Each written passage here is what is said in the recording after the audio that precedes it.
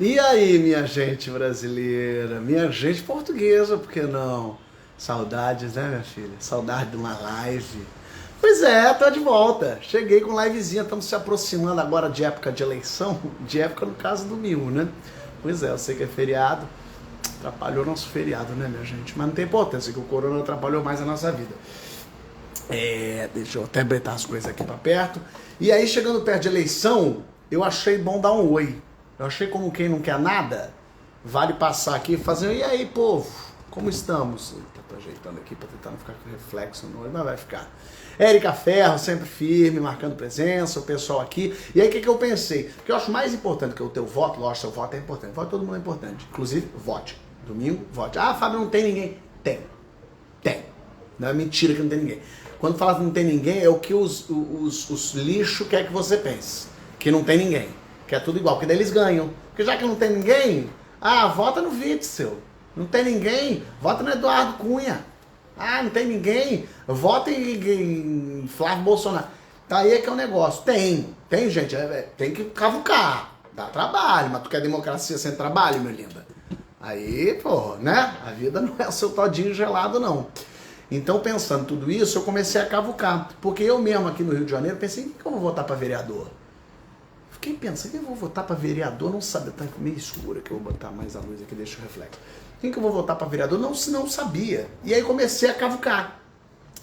E aí fui atrás de alguns nomes, assim, alguns nomes que eu achei bem legais e resolvi trazer pra vocês um bate-papo aqui. Ó, Mel aí, tudo bem, Mel? Pra gente ouvir lados. Lógico, eu vou ser tendencioso aqui mesmo. Eu chamei gente que eu tô pensando em votar. Gente que eu votaria, gente que na teoria é boa. Eu quero conhecer mais a pessoa. E se eu tenho essa possibilidade de investigar por aqui com vocês assistindo, por que não?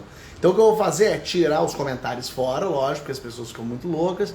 Aí, ó, Nádia, tem quem votar sim, senhora. Tem quem votar sim. Tem que vasculha aí. Tem vereador safado e tem vereador bom. Tem gente legal. Mas quem? É isso que eu tô tentando descobrir junto com vocês. Eu sei que tem. Eu conheço uns bons que estão lá. A gente tem gente legal. Tem os clássicos, mas assim, eu até pensei, vou começar com o Tarcísio. O Tarcísio é um cara que eu gosto muito, admiro, acho legal, já votei nele. Mas o Tarcísio as pessoas já conhecem, porque já concorreu e tal. Mas tem uns candidatos e umas candidatas que a gente talvez nunca tenha ouvido falar, será que já ouvi? Então são esses que eu resolvi trazer pra cá pra bater um papo. E hoje eu vou conversar com a Tainá de Paula, que é uma candidata a vereadora aqui do Rio de Janeiro. E na verdade eu quero saber dela, claro, eu dei uma pesquisada, mas eu quero que ela se apresente pra vocês, quero que ela conte quem ela é, de onde ela vem, o que ela vai fazer, se ela vai fazer pelos idosos. Aqui no Rio de Janeiro tem o Suplicy, não tem não, é em São Paulo mas que tem mesmo. O pessoal é sem vontade, desanimado, mas a vitória do Biden deu uma levantada, não deu não? Deu uma animada. Enfim, deixa eu ver se a Tainá já tá por aqui, ela já deve estar, ó. Yes, já está aqui. Vou puxar ela para falar com a gente, deixa eu já tirar então os comentários. Tainá já tá dando oi aqui para nós. Eu vou tirar então para isso, para as pessoas, tem muita gente que não tem maturidade para comentário. E no final eu volto com os comentários pra gente falar, tá bom? Tainá de Pinheiro, candidata a vereadora. Vou conversar com ela, vamos saber quem é Tainá de Paula? O que faz? Como vive? O que se alimenta? Tudo bem, Tainá? Maravilhoso, tudo bem? Estão me ouvindo? Tá ouvindo super bem, tá tudo tranquilo, tudo direitinho. Maravilha. Bom negócio. É uma honra, Fábio. Parede bonita, exótica. Estamos aqui no comitê, a gente tem quase um estúdio aqui, de tanta live que a gente fez, né? Tô ter, louca hoje de tanta live, de tanta conversa. E honradíssima de estar falando contigo, viu? Imagina, eu que agradeço pela disponibilidade de vir aqui, ainda mais já chegando perto, né? Mas eu estava perguntando para as pessoas assim, quem sai votar para vereador? E aí meu primo falou que participou de uma live, de um live mício teu, alguma coisa assim. Não acredito! Maravilha! E aí ele falou, conversa com ela que ela é ótima. Eu falei, opa, então quero conversar para as pessoas tudo ver. Então eu pesquisei um pouquinho de você, mas eu queria que você se apresentasse para o público que nunca te viu, não te conhece. Quem é você, da onde você vem? Claro. Fábio, primeiro, antes de tudo, obrigada demais. Não é todo artista que coloca suas redes à disposição. Enfim, você é um cara conhecido nacionalmente, e é muito importante alguém da cultura estar antenado num período que é difícil para todo mundo, né? Tem uma diferença enorme sobre política e um distanciamento completo, acho, das pessoas de um modo geral, e enfim, acho que está todo mundo meio de saco cheio de debater política em maior ou menor grau, e fico honrada de ter sido lembrada por ti, pelo teu primo, pelos grupos de Zap, e estou honrada mesmo de verdade de estar aqui. Gente, eu sou Tainá de Paula, para quem não me conhece, eu sou uma arquiteta urbanista aqui do Rio de Janeiro, estou vereadora pela cidade do Rio, me reivindico uma ativista das lutas urbanas, sou dessa discussão do direito à cidade, do direito à moradia, não só pela profissão, mas também pelo lugar de onde eu vim. Eu sou uma mulher periférica, de uma favela daqui da cidade do Rio, chamada Loteamento, na Praça Seca. Então, sequer tem nome, acho que é uma realidade da maioria das mulheres periféricas aqui do Rio, né? Acho que não tem uma trajetória diferente de nenhuma mulher periférica negra, sem dúvida alguma. Venho há muitos anos construindo e discutindo isso, fazendo lutas ao redor dessa discussão. Eu sou, assim, orgânica, né? Venho de uma militância longa da pastoral de favelas, sou igrejeira, fui igrejeira durante muitos anos.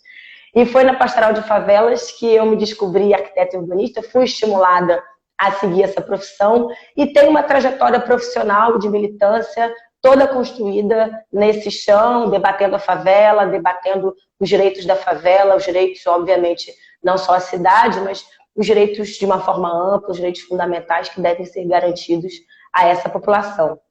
Bem, tem, claro, né, esse lugar, esse chão, essa trajetória, e desde 2013 eu venho me debruçado, não é segredo para ninguém aqui do Rio, pela luta das mulheres e principalmente pela luta das mulheres negras. Sou de uma leva, Fábio, aqui do Rio, de mulheres que vêm discutindo muito o cenário político. A gente tem um histórico aqui recente, não tão recente, estou ficando velha, né? Acho que 2013 foi uma grande virada de chave aqui no Rio. Acho que as jornadas de junho, toda a discussão que 2013 gerou. Eu fui filiada durante muitos anos, até 2013, ao Partido dos Trabalhadores, e estou muito feliz de voltar para casa, quero falar um pouquinho com você sobre isso. E nesse 2013 eu decidi me debruçar e discutir muito o meu lugar de mãe, o meu lugar de mulher junto à sociedade, principalmente numa agenda de discussão feminista e, obviamente, antirracista. Eu participo de vários filhos. Sou de uma, da Aurora. Da Aurora. Quantos filhos? Não sabemos, Quase querendo me dar... Não dou conta, não dou conta. Não tenho essa potência de ter mais. Tenho uma, sou mãe de uma menina linda, de 6 anos, e foi ela que me incentivou a construir muito a discussão dessa maternidade, né? Eu sou uma doula, tenho muito uma discussão de como é que a gente fala da primeira infância, como é que a gente fala de uma outra maternidade positiva e ativa aqui na cidade, e foi muito nessa discussão desse lugar da gente pensar primeira infância, maternidade, o meu lugar de doula, que eu me debruço numa discussão que é: por que não tem mulheres que me representem nessas pautas e nas discussões que eu venho fazendo e construindo até hoje? Em 2015, né, acho que todo mundo que está acompanhando a live aqui, eu vi várias mulheres comentando aqui no chat, quando a gente estava aberto, eu ajudei a fundar a Partida Feminista, que é um movimento nacional que pensa o aumento de mulheres na política, e fiz toda a minha recente trajetória, não só, claro, né, discutindo essas pautas que a gente tocou aqui, mas também impulsionando e falando com outras mulheres de como é importante a gente colocar mulheres no poder, nos espaços de representação. Foi nessa jornada, nessa caminhada, que eu conheci Marielle Franco, participando da sua campanha em 2016, ajudando a construção de seu mandato. E em 2018 eu fui candidata a deputada estadual, naquele 2018, né? Quero que a gente converse sobre 2018, se você sobreviveu, como você está, se você está bem de saúde, se você toma remédio para aguentar a era Bolsonaro. Tá rindo porque toma, né? Tô rindo porque já estou pensando em 22, Nós somos sobreviventes dessa caminhada que tomou conta do Brasil, né, da discussão do fascismo, da barbárie, e fiquei firme. A gente teve quase 10 mil votos, tivemos uma uma vitória política, né, nessa construção, nessa consolidação da Tainá, e a gente não parou. Tanto que a gente está aqui conversando com o Porchat, discutindo política e pensando os rumos do Brasil. Deixa eu te perguntar, você falou da luta, feminismo, mulher negra, e muita gente pode estar se perguntando, claro, a mulher negra sabe qual a importância de ter uma mulher negra lá, mas um homem branco, e como é que você fala para esse homem branco e fala assim, ela não é minha candidata, ela é candidata da mulher preta, obrigado, tchau. Como é que, assim, tentando voltar no beabá, assim, qual que é a importância da diversidade no seu olhar, claro, dentro ali da Câmara dos Vereadores, da Assembleia dos Vereadores, e de que forma você sente que você pode trazer para você um eleitor que não é só o da mulher preta, é o do homem branco, claro, é do hétero, é do cara que olha e fala assim, não, mas ela é a candidata dos pretos, então não precisa do meu voto. Como é que é essa coisa de todo mundo pode prestar atenção nesse discurso, nesse debate? Fábio, mega importante você trazer isso, porque de fato é um limitador, né? Na maioria dos casos, as pessoas têm muita dificuldade de ver mulheres negras as representando, inclusive colocando pautas que não necessariamente fale apenas sobre elas. E isso é muito comum comigo, porque eu, na verdade, sou uma mulher negra que discute muito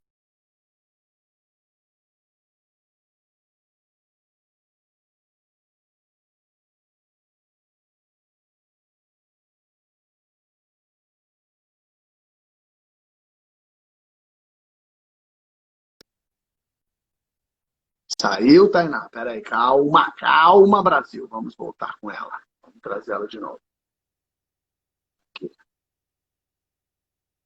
Puxando ela de novo. Vamos ver se a internet dela é amiga. Porque hoje em dia, quando você fala da internet da pessoa, a pessoa ficou ofendida, que nem xingar a mãe. Acho que a tua internet não tá boa. A pessoa fala, não, aqui em casa tá maravilhosa. A internet aqui pega tudo. A internet aqui é 400 mega. Aqui a internet é maravilhosa. Então, acho que é por lá que eu tô chamando ela aqui. E não tá vindo. Deixa eu botar de volta os comentários para as pessoas virem falando oi aqui. E eu vou tentar trazer ela de volta. Adorei que o comentário dela, o último tinha sido a mãe tá oi. A mãe tá oi. Pessoal aqui olhando, falando, mandando ois, abraços e beijos. Deixa eu trazer ela de volta. Eu estou conversando, para quem entrou agora, com a Tainá de Paula, candidata a vereadora aqui do Rio de Janeiro. A gente vai começar a entender um pouquinho o que ela defende, as bandeiras dela, para que lado ela está caminhando. Tô ouvindo. Voltou. Tá voltando. Instagram racista! Tô de volta. Não, vamos cair a live dele. Não, Fábio, não. Super bacana teu ponto. E estava justamente comentando que para mim isso é muito comum, enfim, passo muito sobre isso, que as pessoas terem dificuldade de entender que homens negros e mulheres negras, sim, entendem de outros assuntos que não sejam apenas suas próprias vidas, né? Entender uma mulher negra como uma arquiteta, como uma gestora pública, como uma especialista em cultura, como uma gestora cultural, é, de fato, numa sociedade racista, muito difícil. Eu acho que o primeiro grande movimento é a gente entender que pessoas negras podem, sim, representar todo o conjunto da sociedade e os mais diversos setores na sociedade no limite. Acho que o grande limite do racismo, ele se coloca com o apagamento e a invisibilidade mesmo da capacidade de pessoas negras de ocuparem lugares de poder e de representação. Acho que esse é um grande limite que a gente precisa avançar.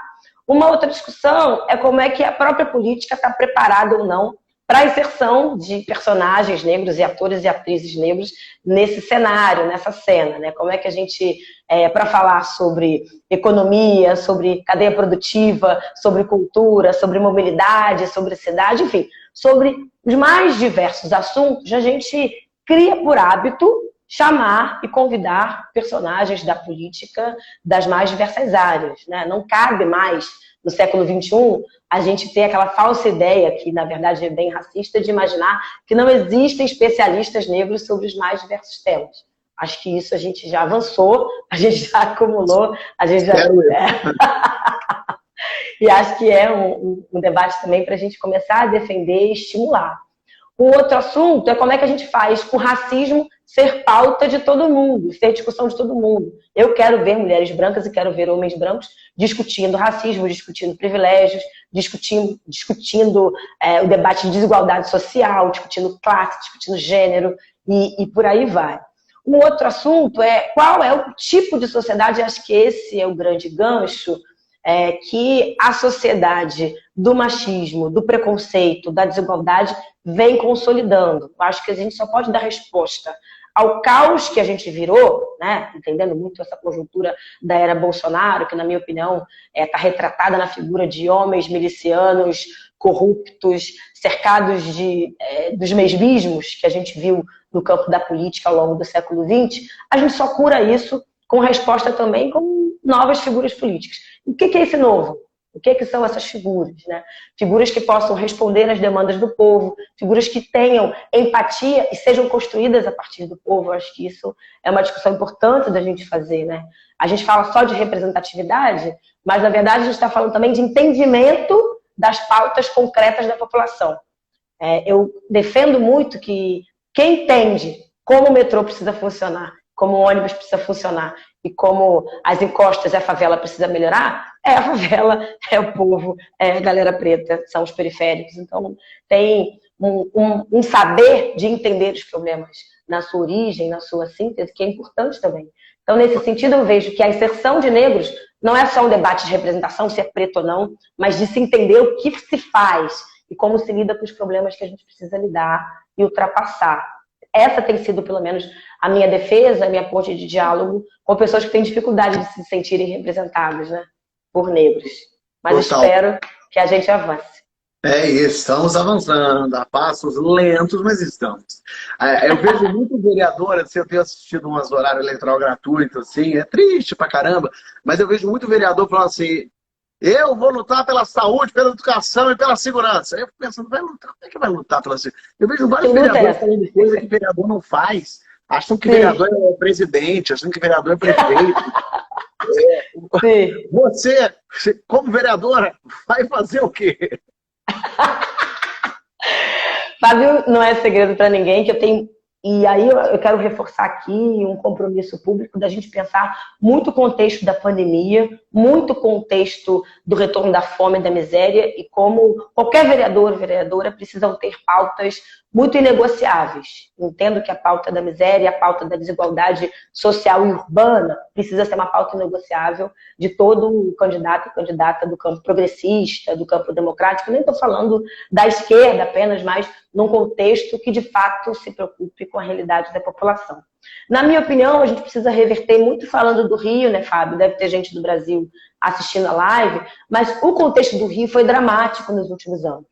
A gente tem aí não só uma negligência completa do ponto de vista de cumprimento dos instrumentos legais da cidade, cumprimento do orçamento. Te falar uma coisa, na minha área, assim, pegando habitação, pegando cultura e pegando mobilidade, a gente tem um problema grave, na minha opinião, que é a gestão do transporte. Então, como é que a gente faz auditoria nos contratos do BRT, como é que a gente faz o BRT funcionar. Dá para eu acreditar como morador do Rio que isso dá para mudar? Aí volta, entra, sai gente, mas os lados ônibus continuam os mesmos. Dá. Te falar que foi a luta parlamentar, né? Foi a importância da gente ter, por exemplo, vereadores como o Raimon, como o Tarcísio lá na Câmara, que fizeram, por exemplo, que a gente tivesse garantia de trocador e motorista nas linhas da cidade. Que a gente tivesse, por exemplo, o retorno da linha das barcas Ilha do Governador Praça 15, que tinha sido suspensa, que a gente tivesse o retorno das barcas de Paquetá Praça 15. Enfim, tem toda uma contribuição no campo da vereança que, se a gente não tiver vereador lá atento para atuar, agir, inclusive judicializar quando for preciso, isso não acontece. E muita coisa, eu quero, claro, puxar a sardinha para o meu lado, né, gente? Mas dizer que é importante a gente pensar em vereadores e vereadoras que estejam muito por dentro das pautas que são urgentes da gente tocar. Isso. É importantíssimo, a gente vai passar aí por janeiro, fevereiro e março, que são os períodos tradicionais de uma cidade tropical das chuvas. O Crivella não gastou o orçamento de encostas, que ele tem dinheiro para para gastar. A gente precisa de uma CPI de encostas. Eu achei o Crivella tá com uma comunicação tão boa, fiquei até surpreso agora. Você está assustado? Estou revendo meu voto. Eu ia cravar para o prefeito ali, agora eu vou pensar. Eu te peço que você não faça isso com o seu voto, porque foi um dos prefeitos mais negligentes, né, Fábio?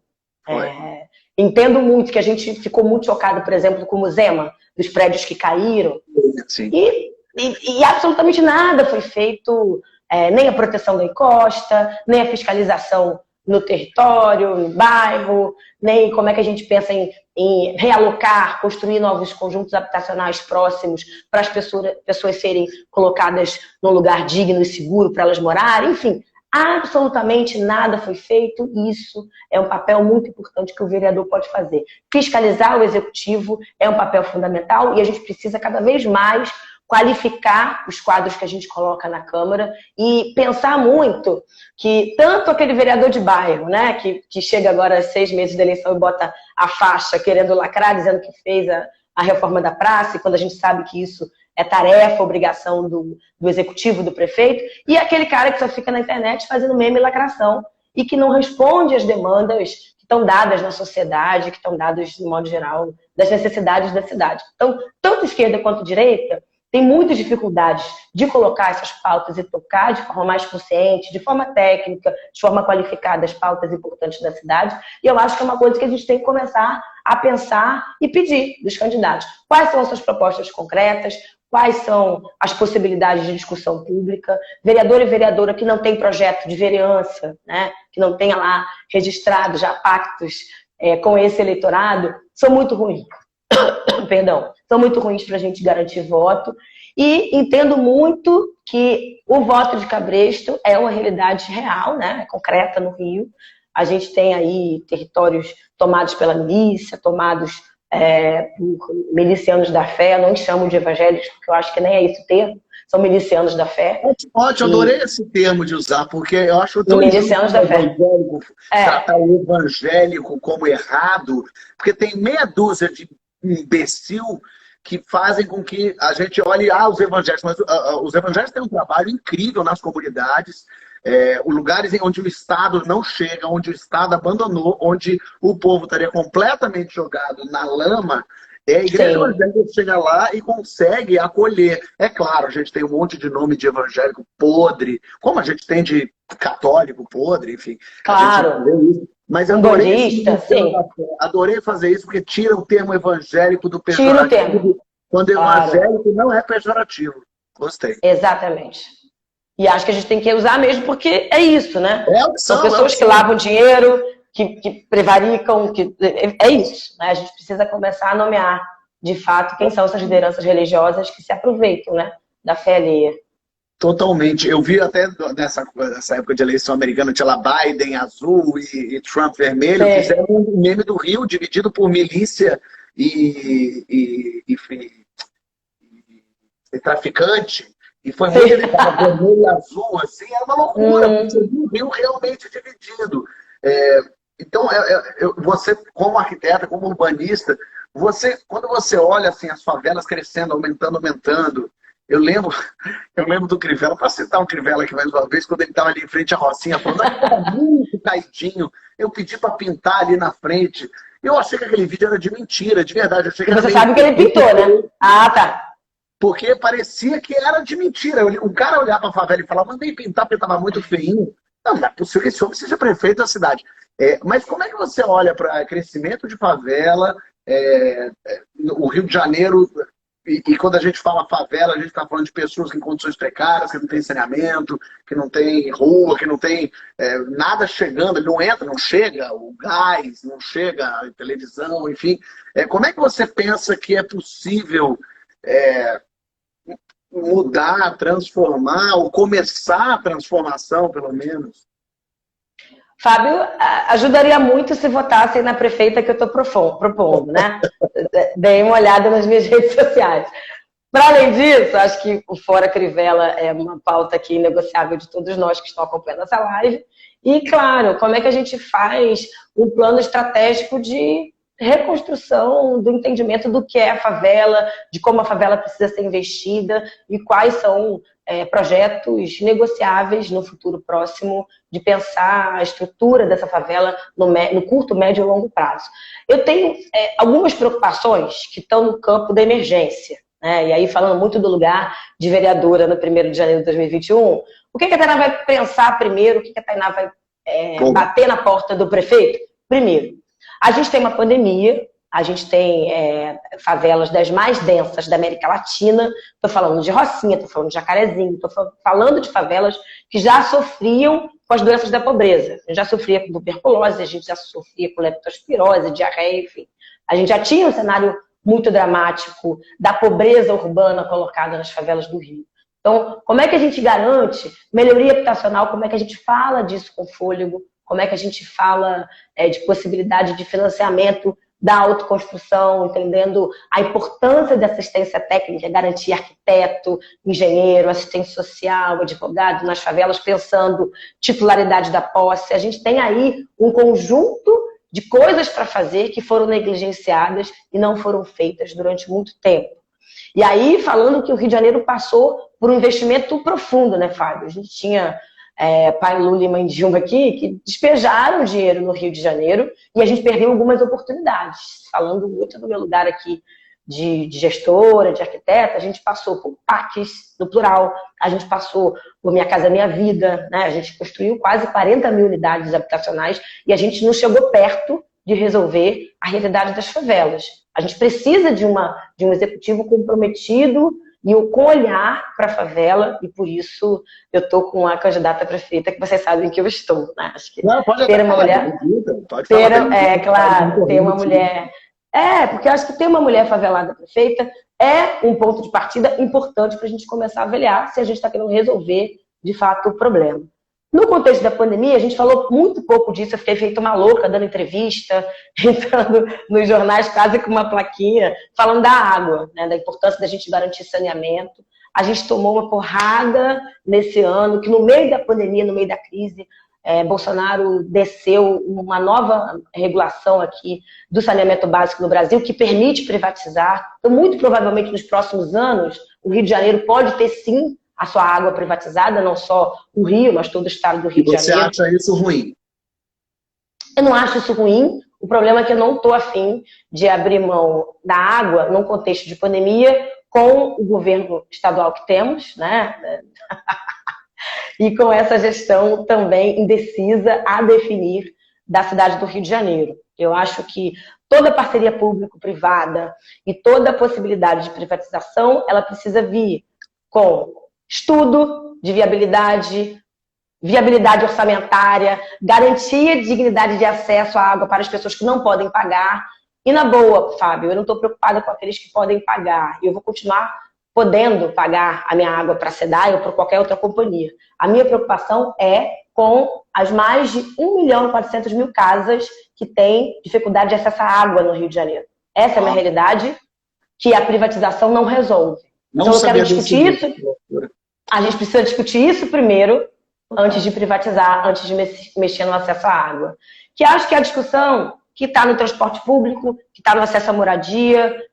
Eu não sou uma pessoa dogmática nesse debate da privatização, mas eu acho que isso tem que ser feito com maior responsabilidade do que é feito no Brasil. A gente privatizou muitos setores e a gente teve pouco retorno e pouco controle público da qualidade desses serviços. Que acho que é uma discussão que precisa fazer. Todo mundo odeia as companhias de celular. Todo mundo odeia. Tem ninguém que está aqui, nossa, que maravilha, na internet bomba aqui, ó. Ninguém tem essa certeza, né? Então, acho que a gente precisa ter muita responsabilidade e muita atenção quando a gente se imagina no Canadá e na Holanda, porque existe muita coisa abaixo da linha do Equador para a gente dar conta, né? Total. Eu defendo que a gente segure a onda e pense como fazer isso. Tá. Você, lá no início, falou de PT, então vou entrar em PT agora. Você tinha saído, você voltou. Quero saber, voltou porque mudou? Voltou porque está diferente? Saiu por quê?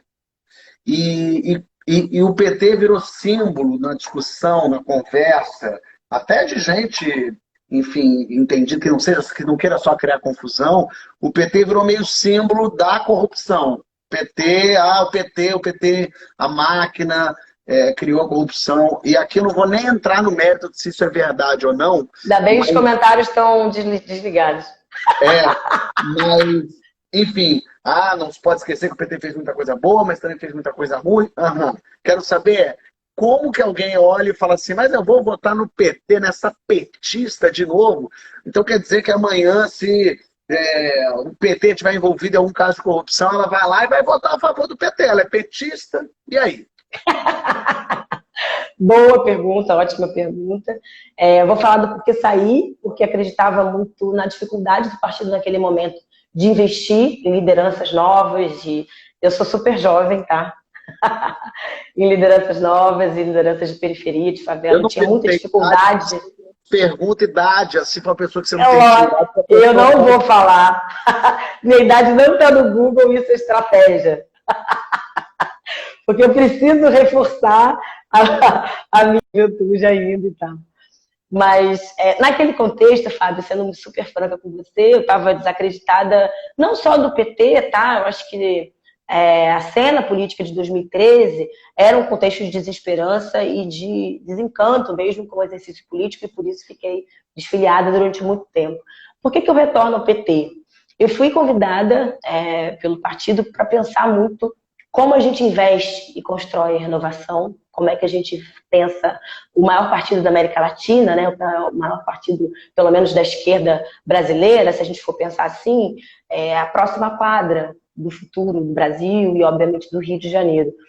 Veja, Fábio, eu sou uma mulher do planejamento de cidade, né, que planeja futuro, e quer construir futuro. E eu não vejo isso possível em nenhum outro partido da esquerda hoje, que tenha capilaridade no Brasil, que seja feito por gente, com um processo democrático interno de decisão. E claro, né, falando muito desse PT, aquela brincadeira, né, o PT destruiu a vida, o PT é inviável, o PT ladrão, o que a gente faz com o PT hoje? Eu entendo muito que o PT não está isolado da realidade da sociedade. Eu acho que a gente precisa avançar nessa discussão.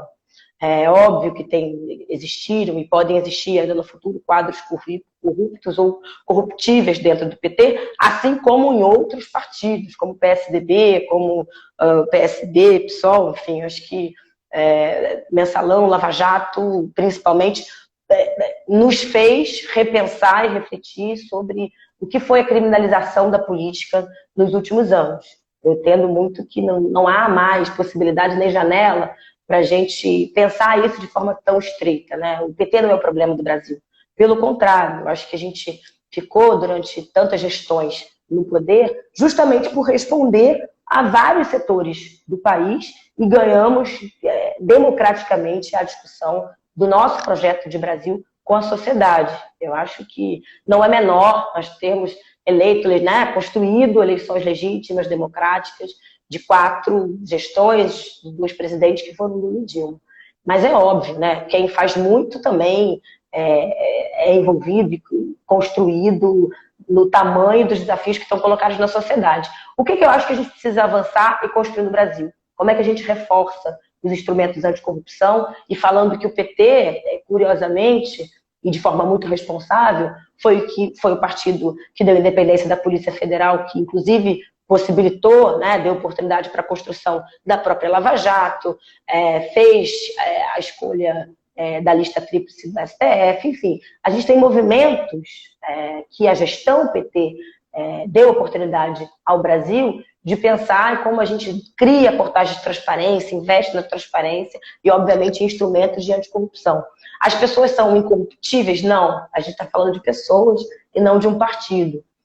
E hoje eu tenho muita tranquilidade de falar que por tudo que o PT passou, ele é um partido de 40 anos, maduro o suficiente para pensar o futuro, e que vem pensando no futuro e renovação. Acho que ter uma candidata preta vereadora com meu perfil, né, uma mulher de favela, bissexual, obviamente feminista, uma mulher antirracista, com um fôlego eleitoral, né, que a gente entende muito bem as dificuldades que as pessoas pretas têm, de modo geral, nos partidos de fato serem eleitas com todos os seus limites e contradições, eu acho que é sim um marco aqui no PT, principalmente falando de Rio, que eu acho que a gente tem que louvar, que a gente tem que reverenciar e entender que a gente chegou também para ficar, né? Para ocupar o partido, construir política na próxima quadra. Eu acho que não faz mais sentido pensar não só o PT, mas a política sem figuras do campo da renovação e sem figuras que sejam da favela, que tenham mais a minha cara, meu CEP e meu CPF. Não faz mais sentido, né? Você sente que, por exemplo, falar do PT, eu não tenho esse conhecimento, por isso que eu vou te perguntar sinceramente. Você sente que há no quadro de vereadores uma renovação nesses candidatos? Tem muita gente nova do PT concorrendo aqui no Rio de Janeiro, vereador? Tem. A gente fez um movimento nacional, né, na verdade, de incentivar a juventude a se filiar e, obviamente, a se candidatar. Eu acho que figuras de favela, mais jovens, de periferia, têm, não só aqui no Rio, tá? Mas construído um debate nacional ao redor disso, ao redor desse tema. Eu acho que o Representa, né, da juventude do PT, são acenos importantes. A construção do próprio Elas por Elas, que é um programa específico para incentivar, empoderar mulheres a se candidatarem, que é um programa nacional tocado pelo PT, uma coisa importante da gente discutir aqui. Como é que a gente fala... uma coisa que Mano Brown falou muito, né? Puxou a orelha da esquerda inteira, de como é que a gente fala da base, como é que a gente faz política sem a periferia. E aí a gente topou pensar o Reconexão Periferias, que é encampado pela Fundação Perseu Abramo, que é a fundação do partido. Enfim, existe um movimento muito grande do PT no diálogo que não dá para fazer com as mesmas figuras que estão postas. A gente precisa reconstruir uma agenda de Brasil e eu quero fazer isso com o povo. Isso está sendo feito. Eu acho que eu não sou uma pessoa única nesse processo, nesse movimento. Existem candidaturas que são co-irmãs a minha, não só aqui no Rio, mas em outras partes do Brasil, e eu estou mega contente de fazer parte disso. Assim. Boa. A gente está vendo agora uma coisa, talvez desde a ditadura, lógico, nunca vi isso assim, que é um líder, no caso Bolsonaro, que não conversa com alas. Né? Ele conversa, Fábio? Assim como o Trump lá, né? Ele no fim das contas claro. Ele era um palhaço imitador, mas não conversa com diversas áreas. E aí, independente do que for, o PT conversava com áreas, até conversou com área que não precisava nem ter conversado, inclusive se juntou com gente aí, beijou a mão. Mas, como você, como vereadora de esquerda na Câmara, vai conseguir dialogar com eu não vou falar aqui com um Bolsonaro, porque ele não quer dialogar, mas como dialogar com uma pessoa de direita e como chegar a alguma conclusão? Existe como parar de polarizar o tempo todo tudo só porque de direita é horrível? Claro. Eu vou até lembrar aqui de um papo que eu tive com a querida Márcia Tiburi, mandar até um beijo para ela, Fábio, que escreveu, né, Como Conversar com um Fascista, e ela brincando, poxa, eu escrevi o livro Como Conversar com um Fascista, mas eu tenho muita preguiça de conversar com um fascista. É muito difícil, não vou negar que a gente tem, acho que a polarização, que é pré-2018, mas que, na minha opinião, permanece no pós-2018, que está dado no Brasil, é muito negativa para o Brasil. A gente tem duas grandes alas, né, que são os vistos como pró-lulistas, os mortadelas, e os coxinhas, os bolsonaristas, que têm...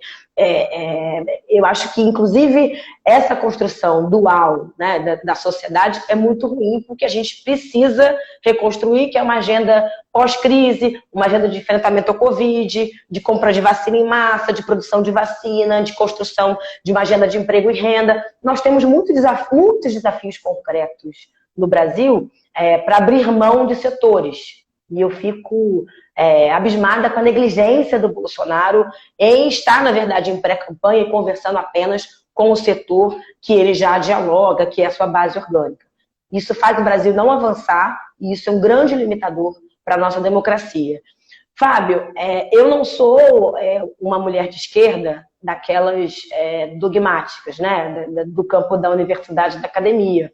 Eu entendo que se eu estou numa política institucional, que a gente precisa enfrentar uma agenda para o povo e para o povo, a gente precisa conversar com todo mundo. Eu sou super defensora da Frente Ampla, por exemplo. Mesmo em momentos duros, difíceis, que as pessoas, né, os partidos de esquerda têm muita dificuldade de falar sobre isso, mas eu sou amplamente defensora de que a gente sim precisa discutir 2022 a partir de uma construção ampliada, chamando os setores do capital produtivo brasileiro, chamando economistas, chamando, vamos dizer assim, a direita tradicional. Como é que a gente amplia para reconstruir o Brasil? Porque, na minha opinião, essa palavra que a gente precisa usar é reconstrução do Brasil. Eu sou desse campo. É claro que, óbvio, por ser uma mulher de esquerda, eu tenho algumas pautas que são negociáveis. Como é que a gente não vai fazer uma agenda que não seja de enfrentamento da fome e da miséria? Como é que a gente não pensa um Brasil que não faça a revogação, que faça pelo menos os referendos revogatórios das reformas trabalhistas e previdenciárias? Eu sou extremamente contrária à precarização que a reforma nos impôs, que as reformas nos impuseram. Mas é óbvio que a gente precisa dialogar com todo mundo para pensar a próxima quadra do Brasil. E eu espero que essa próxima quadra seja no 2022. Eu entendo que as pessoas estão muito cansadas, Fábio. As pessoas estão muito de saco cheio de não terem respostas. E eu tenho tanto a minha campanha quanto a minha pré-campanha, eu acho que o diálogo que eu construí desde antes de 2018 vem muito pautado no debate da agenda. Como é que faz para resolver? Como é que a gente pensa em proposta? Como é que a gente resolve o transporte? Como é que a gente pensa em saída do transporte? Como é que a gente vira um despachante do povo na Câmara de Vereadores? Como é que a gente vira um despachante do povo para pensar Brasil? Como é que a gente faz mais agenda sem pensar no miúdo da política de fortalecimento dos próprios partidos? Mas como é que a gente faz conversa para discutir com mais pessoas, com mais setores, para realizar de verdade? Eu estou muito mais nesse movimento hoje do que qualquer outra coisa. Então, qualquer candidato, né, do meu campo, eu espero que tenha esse entendimento. Que a gente passou da hora de marcar a posição, a gente passou do momento de ter apenas discursos de panfleto, de porta de universidade. A gente precisa resolver a vida das pessoas. E acho que estou num partido que já fez isso, né, que já fez esse movimento. Acho que Lula, em 2022...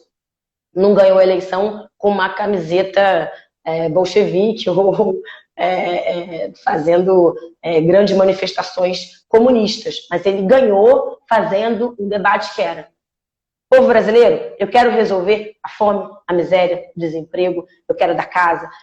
Pautas concretas servem de conexão e acho que diminuem o ódio, essa discussão de polarização, e contribui para a nossa ampliação. Venho me movimentando assim.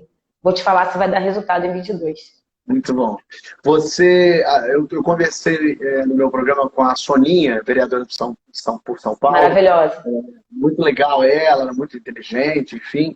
E eu lembro que ela me falou, quando ela entrou para ser vereadora, ela achou que ela ia entrar para debater, para conversar, para ouvir ideias. E de repente ela chegou num lugar onde não tem ideia nenhuma, só tem assim: você aprova a minha lei, que eu aprovo a tua, você apoia esse candidato, eu apoio ele ali. E ela falou: mas gente, vamos conversar sobre... Não tem conversa nenhuma não, porque eu só vou... O que adianta? Por mais que eu concorde com o que você está falando, eu só vou votar com você se você votar com o meu amigo aqui, ó, que está propondo um negocinho aqui também. Quero saber se você está preparada para o toma lá da cá, porque é um jogo político. Eu não estou aqui falando da coisa ilegal, logicamente. Sim. Da coisa de, justamente, vou ter que ceder ali para voltar ali. E eu quero saber... Você chegou, entrou, você já falou muito da sua luta, do que você quer, mas praticamente, quais são os 2, 3 pontos que vão ser a sua luta específica para, não, eu vou atrás de conquistar isso aqui. E aí vou te pedir que não seja uma coisa assim, o fim da desigualdade, saneamento para todos, porque isso, enfim, lógico. Quero saber, assim, praticamente, pontualmente, o que você acha que você, como vereadora, pode tentar conquistar? Claro. A gente precisa, para ontem, melhorar a estrutura das maternidades, disputar orçamento específico para as maternidades do Rio, e é uma discussão que a Câmara de Vereadores não vem fazendo. A gente tem iniciativas pontuais, acompanho a pauta há muito tempo e nunca foi aprovado, por exemplo, um orçamento carimbado para construção e muito menos ampliação da qualidade do atendimento das maternidades do Rio, que, na minha opinião, se faz urgente. Eu tenho muita preocupação, Fábio, como é que a gente faz com a juventude, como é que a gente fala do ensino médio e principalmente do ensino fundamental, que é uma obrigação do município do Rio, né? Da gestão do próprio executivo local.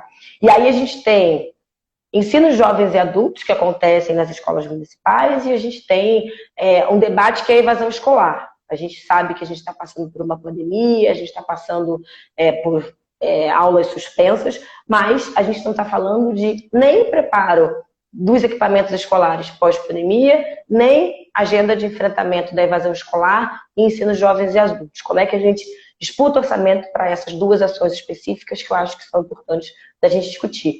Eu entendo que a gente precisa dar conta da melhoria habitacional e a gente precisa reativar os postos de orientação que existem já em várias favelas do Rio de Janeiro, de assistência técnica aqui nas favelas, e eles estão desativados. Tem orçamento para funcionar e eles não estão abertos, eles não têm profissionais, eles estão totalmente esvaziados de serviços e de instrumentos para, de fato, funcionar, e a gente precisa fazer briga ferrenha para que esses equipamentos funcionem. E por que eu estou preocupada com isso? A gente está num momento de crise, de pandemia, as pessoas vivem em casas inapropriadas, que são muito habitadas, tem muitos moradores no mesmo cômodo, a gente precisa garantir ventilação, mudança de cômodo, enfim, melhorias básicas que precisam ser feitas e a prefeitura tem dinheiro para prestar essa assessoria e não faz, não realiza essa assessoria da forma que tem que realizar. Acho que essas três coisas, no janeiro, né? Acho que fazer um mutirão para a gente começar, claro, importante. Mas é claro, né? A gente precisa pensar no 2021 como um todo, como é que a gente faz um passadão na realidade da saúde do Rio, como é que a gente pensa na auditoria dos contratos das OS do Rio, como é que a gente faz auditoria das unidades básicas, principalmente dos centros municipais de saúde, que não tem agentes comunitários. A gente sabe que o Crivella demitiu, e a gente precisa muito saber abrir a caixa branca da saúde municipal do Rio de Janeiro. É urgente, é função do vereador óbvio acompanhar esses processos. Como é que a gente pensa na tarifa do Rio de Janeiro em 2021? Quero muito ser a vereadora autora da CPI, do transporte e do BRT. Como é que a gente fala de um bilhete único, que é o único mesmo, né? O transporte do Rio é um dos mais caros do Brasil. Se a gente mora em Campo Grande, a gente gasta 30, 40 reais para chegar no centro. Como é que a gente faz que a tarifa única seja única de verdade aqui no Rio?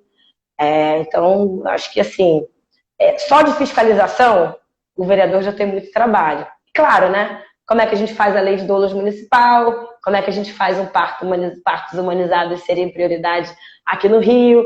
Como é que a gente fala de uma garantia de tempo de espera dos nossos ônibus, que é importante? A gente tem vários municípios do Brasil, tempo mínimo de espera das linhas de ônibus, né? Você entra num ponto, você não pode esperar mais de 15 minutos, 20 minutos. A gente está numa realidade dos ônibus demorarem no Rio 1 hora e meia para passar no ponto.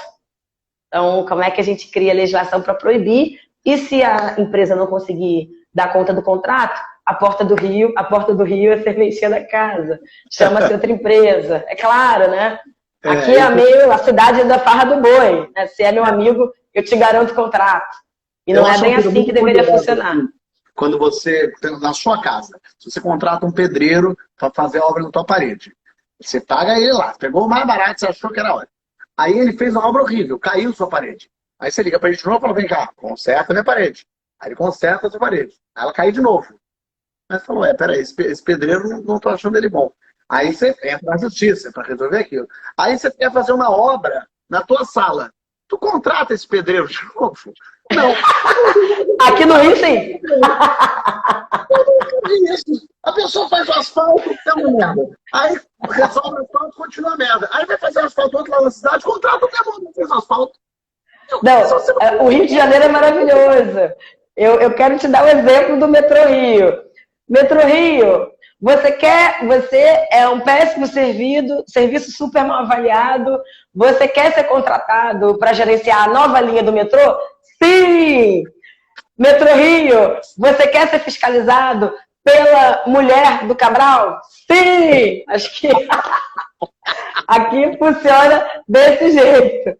Eu avalio que é importante a gente eleger vereadoras antenadas, né? Com essas pautas e essas questões. O que fizeram com o Rio de Janeiro, né? Agora, uma coisa, assim, a gente já está se encaminhando para o nosso fim aqui, dessas maluquices dessa eleição americana, né? A gente vê lá, todo mundo que acha os Estados Unidos tudo ótimo, tudo é ótimo, a gente vê essa eleição e fala, gente, é uma urna eletrônica que resolve em 10 minutos. Mas tem uma coisa lá que eu acho muito boa, que são os vereadores, os deputados lá, eles têm um contato com o público deles muito próximo. Tanto é que o público pode ir lá reclamar com eles. Você vê, volta em filme, por exemplo, ela falando, eu não posso aprovar essa lei, porque o meu eleitor não votou em mim para eu votar nessa lei. Tem uma coisa do contato do público com o político muito forte. Eu não estou lá falando do governador, do presidente, estou falando ali do local mesmo. E eu não vejo muito isso aqui, assim, no Brasil, que seria uma coisa ótima. Por exemplo, o vereador, a Tainá foi lá, votou um negócio, eu sei fazendo marcar a reunião, e falou, Tainá, você está muito louca, você falou para mim na eleição que ia fiscalizar, e agora você acabou de tirar uma foto com barata no casamento do filho dele, dizendo que os grandes do Rio são maravilhosos. Como é que a gente consegue facilmente te acessar, entrar em contato com você, mandar reclamações, mandar me ajuda aí? Como é que isso, essa conversa, hoje com o eleitor, mas você já eleita, com o cidadão do Rio de Janeiro, como é que a gente consegue ter um trâmite fácil, direto com você, que não vira fala lá pra Márcia? Claro. Fábio está cobertíssimo de razão e entendo muito que a renovação da política é importante também para trazer novas formas, né, de exercitar a política e também estar mais perto do eleitor e, obviamente, do cidadão. O que eu defendo hoje? Que a gente pense em gabinetes itinerantes e avançados, como é que a gente traz lideranças populares para esse exercício parlamentar, né? Não só pensando projetos de lei, como é que a gente pensa em incubadoras, né, de legislações que sejam de fato construídas a partir desse diálogo, a partir dessa discussão, e também como é que a gente fala dos conselhos políticos, né, que vão de forma permanente construindo e debatendo, discutindo a forma de conduzir o mandato e, obviamente, fazendo uma forma mais próxima de pensar a política. A política precisa ser mais próxima das pessoas, né? Os gabinetes, os vereadores, de modo geral, estão muito ausentes da vida cotidiana da população. Eu acho que os vereadores precisam estar mais na vida cotidiana, eles precisam ser menos postos de valor, né, intocáveis dessa política institucional e ser, de fato, representantes que são povo, que são feitos de gente dessa política da troca e, obviamente, poder participar e contribuir de uma forma mais rápida, mais perto. Hoje, para a campanha, gente, @Tainá de Paula em todas as redes sociais, RJ em todas as redes sociais, e a gente vem, claro, né, pensando o programa, e tem no www.tainadepaula.com.br toda a nossa plataforma lá, a gente fala muito de cidade, a gente tem um programa enorme para a cultura, pensar a cultura do Rio de Janeiro é um desafio, né, Fábio?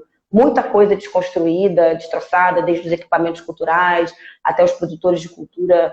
É claro que a gente tivemos uma conquista grande com a Lei Aldir Blanc, mas a gente tem uma realidade dramática aí que está colocada em 2021. Então, que se faça uma bancada da cultura, uma frente parlamentar da cultura para pensar os desafios que estão colocados. A gente pensou numa chave, Fábio, importante de pensar as propostas, principalmente entendendo os desafios do antirracismo, como é que a gente falava da desigualdade social que está posta, que é uma chave muito importante para nós, que foi pensar a juventude negra viva. Como é que a gente pensa em emprego, como é que a gente pensa em uma agenda de futuro, como é que a gente fala da política de drogas municipal do Rio. Eu quero muito ser autora da política municipal de enfrentamento ao uso agudo de drogas e álcool aqui na cidade, como é que a gente fala principalmente do jovem que nem tem emprego e nem está estudando, como é que a gente fala dessa garotada de 16 a 29 anos, que precisa estar longe, né, do genocídio da bala, mas também do genocídio da caneta. Como é que a gente pensa política pública e enfrentamento mesmo na Câmara para esse setor, né, especial. Então, a proposta da juventude nossa foi pensada com muito carinho, com muita discussão. Como é que a gente faz, né, para construir mais? Por favor, enviem propostas, enviem conteúdos e, por favor, acompanhem @TainaDePaulaRJ em todas as redes, vem de contatinho. Muito bem, Tainá com I, que é bom dizer isso também, pessoal, nem procurar. Y, não sei o que. É só clicar na minha foto e tem o perfil aqui. No Instagram é fácil seguir. Maravilha. Tainá, quero te agradecer muito pelo teu tempo, por ter batido papo com a gente, esclarecido tanta coisa. Foi ótimo te ouvir. Espero que o povo aqui do Rio de Janeiro tenha acompanhado a gente. Espero que você decida o voto, né, Fábio? Até domingo. Uma declaração importante. É importante. E decidi falar, enfim, eu estava muito na dúvida se falava ou não com a polícia. Eu falei, quer saber, eu acho que é importante, porque as coisas mudaram tanto e eu mesmo me peguei sem saber em quem é meu candidato, eu me dei conta. Eu falei, é mesmo, né? Quem é que está concorrendo? E aí eu fui atrás e não, pelo amor de Deus, deixa eu ir atrás. Pedi ajuda, hoje eu fui até no Twitter e coloquei lá em quem vocês vão votar para ver o que o pessoal me passa. Devo conversar amanhã também com o vereador de São Paulo. Devo conversar depois de amanhã também com a vereadora, um vereador da Bahia, enfim, estou aqui conversando, ouvindo as pessoas. Brigadíssimo, viu, Tainá? Parabéns aí, tomara que... Imagina, Fábio. Quero agradecer muito a você, quero fazer o convite, não só ao pessoal me conhecer mais, as minhas propostas, o que eu toco, todo mundo que está preocupado com o Rio de Janeiro, que está pensando muito como é que a gente faz esse cuidado, né? A gente elegeu um prefeito, Calhorda, em 2016, que disse que ia cuidar das pessoas e não cuidou. Eu estou muito preocupada com isso, como é que a gente estabelece um Rio que cuide de fato das pessoas, que pense na vida, que pense na melhoria, que seja apaixonado pelo Rio, como eu. Obrigada demais, Fábio. Espero que a gente tome um chopp assim que essa pandemia acabar. E vamos beber a derrota do Bolsonaro. Em algum momento. Um beijo, queridos. Até. Força pra nós. Muito bem. Tainá de Paula, minha gente. Papo bom. Ouvimos coisas aí. Espero que vocês tenham gostado. Espero que vocês tenham ouvido aí. E se gostaram, olha aí. É uma possibilidade. Uma pessoa que me pareceu. Ah, Flávia aqui, Reis, que ótimo. Mandando beijo pra ela. Uma pessoa que me interessou. Ah, Juliana Alves também. Sim, muita gente boa aqui passando. Eu investiguei, é isso, a gente tem que investigar, minha gente, tem que ir atrás, tem que ir olhando. Entra lá no @TainaDePaulaRJ e vê se gosta, se não gosta, se identifica. A conversa foi ótima, me acordou para um monte de coisa, espero que tenha acordado vocês também. Devo bater um papo amanhã com gente também, na sexta, amanhã é quarta, então quarta, quinta e sexta. Resolvi fazer isso nessa semana, porque fazendo muito antes a gente não lembra mais. Agora você lembra, enfim, espero que vocês tenham gostado. Um beijo para todo mundo, valeu!